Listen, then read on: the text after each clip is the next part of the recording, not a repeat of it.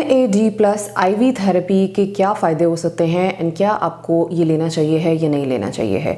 NAD+ एक short form है for nicotinamide adenine dinucleotide. ये एक ऐसा कोएंजाइम है जो कि आपके जिस्म के हर खुलिये में प्रेजेंट है और वो आपकी स्किन के अंदर कोएंजाइम्स को अपना काम करने में हेल्प करता है और इसका बेसिक जो काम है that is to reverse the DNA damage. और जब हम यंग होते हैं तो हमारे जिस्म में NAD+ ज़्यादा होता है। जैसे हम ओल्डर होते जाते हैं वो लेवल्स कम हो जाते हैं एंड जब कम होते हैं तो DNA डैमेज उतने अच्छे से रिपेयर नहीं होता है and this leads to ageing and a lot of other factors. Mental clarity भी कम हो सकती है, फोकस कम हो सकता है, आपकी स्लीप डिस्टर्ब हो सकती है, वेट गेन हो सकता है। तो क्या NAD+ जो हम IV थेरेपी से लेते हैं तो वो हमारे जिस्म के अंदर NAD के लेवल्स को बूस्ट कर सकता है या नहीं कर सकता है और वो आपको क्या बेनिफिट्स दे सकता है। सो इस वीडियो में हम ये सारा कुछ डिस्कस करेंगे। There is another video of mine जिसके अंदर मैंने टॉपिकल NAD+ यानी कि स्किन केयर के ऊपर बात की है and then there is another video जिसमें मैंने ओरल NAD सप्लीमेंट्स के बारे में बात की है। After watching this video please make sure to watch that one as well क्योंकि आपको एक डिटेल अंडरस्टैंडिंग हो जाएगी कि NAD+ डिफरेंट फॉर्म्स में आपको कैसे हेल्प आउट कर सकते हैं। So let's jump into the video. अस्सलाम वालेकुम, मेरा नाम डॉक्टर हिरा अलवी है। मैं एक कंसल्टेंट प्लास्टिक सर्जन हूँ और लाहौर में प्रैक्टिस करती हूँ। मैं प्लास्टिक सर्जरी और स्किन केयर से रिलेटेड वीडियोस बनाती हूँ। NAD+ बेसिकली क्या करता है? ये एक एंटीऑक्सीडेंट है, एंटी इन्फ्लेमेटरी है।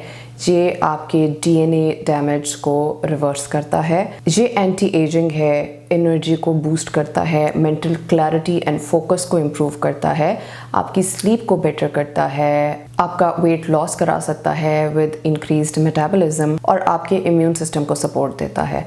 तो ये जो सारी चीज़ें हैं क्या ये वाकई ही एक IV NAD+ थेरेपी लेने से हो सकते हैं? तो कोई भी चीज़ जो इतना सब कुछ क्लेम कर रही हो उसकी सारी बातों पे यकीन नहीं करते हैं एंड इसके ऊपर हम साइंटिफिक स्टडीज़ भी देखते हैं कि क्या वाकई ही ये जो इसके इतने सारे क्लेम्स हैं ये आपको हेल्प कर सकते हैं या नहीं कर सकते।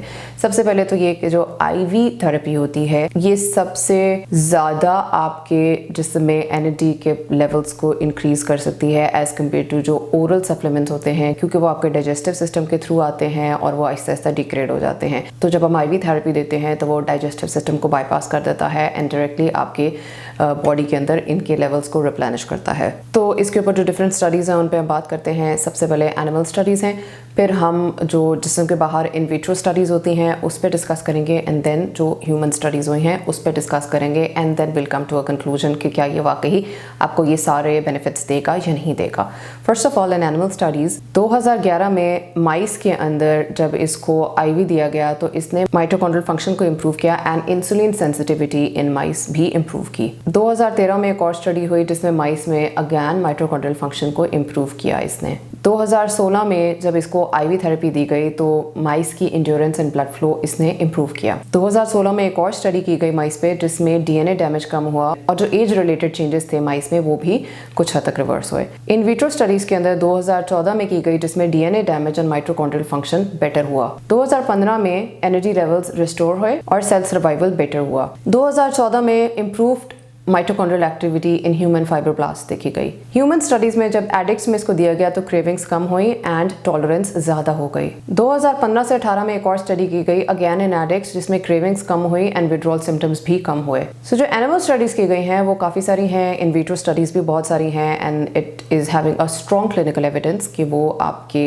DNA के डैमेज को रिवर्स कर सकता है एंड आपके एंटी एजिंग बेनिफिट्स दे सकता है एंड NAD के लेवल्स को रिस्टोर कर सकता है। ह्यूमन स्टडीज़ कम हैं और अभी उस पर मज़ीद डेटा की ज़रूरत है but still a lot of people are using them and उसके अंदर जो लोग जिनको दिया जा रहा है वो पॉजिटिव बेनिफिट्स भी इसके बता रहे हैं एंड पॉजिटिव बेनिफिट्स में जब लोगों को दिया जाता है जिससे कि उनकी स्लीप बेटर हो जाती है, उनकी जो क्लैरिटी है वो बेहतर हो जाती है एंड उनके अंदर एक अचानक से एक एनर्जी सी आ जाती है and they feel like they are fresh and they are more energetic at that time. उसके अलावा कुछ लोगों ने इसकी वजह से ये कहा कि हमें भूख कम लगती है जिसकी वजह से हमारा वेट लॉस भी हुआ है। तो अगर तो आप वेट गेन करने की कोशिश कर रहे हैं तो it might not be a good thing for you, लेकिन अगर आप लॉस करना चाहते हैं तो this could be helping you a little bit. लेकिन अभी इसके ऊपर बहुत ज़्यादा स्टडीज़ नहीं हैं।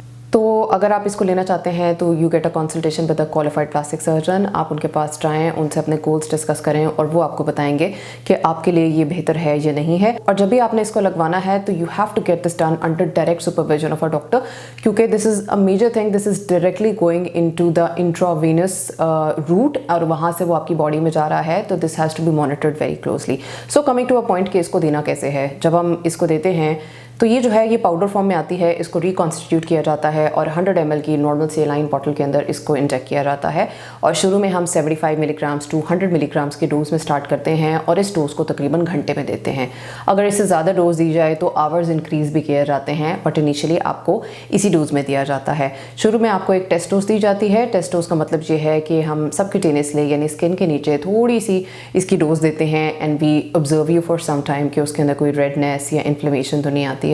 एंड इफ डजंट हैपन तो हम इसको स्लो IV थेरेपी के थ्रू आपको दे देते हैं। इसके साथ साथ हम आपका heart rate and blood pressure monitor करते हैं। तो जब ये जा रही होती है तो इसमें आपको समटाइम्स नोजिया हो सकता है, हार्ट रेट ज़्यादा हो सकता है, हल्की फुल्की chest tightness and abdominal cramping हो सकती है, पाम और स्वेटिंग हो सकती है, हल्की फुल्की लाइट हेडेडनेस हो सकती है। तो इस वजह से इसको बहुत स्लो दिया जाता है एंड आपको क्लोजली ऑब्जर्व किया जाता है। जब ये ख़त्म हो जाती है तो ये सारे इफेक्ट्स रिवर्स हो जाते हैं and they are not long lasting. तो इसको इसीलिए स्लो डोज में दिया जाता है because it could have all these effects. लेकिन अगर आप under very controlled supervision the way we do it at my clinic आप इस तरह से देते हैं तो फिर इसके रिजल्ट्स आपको ज़्यादा बेटर मिलते हैं and without any side effects.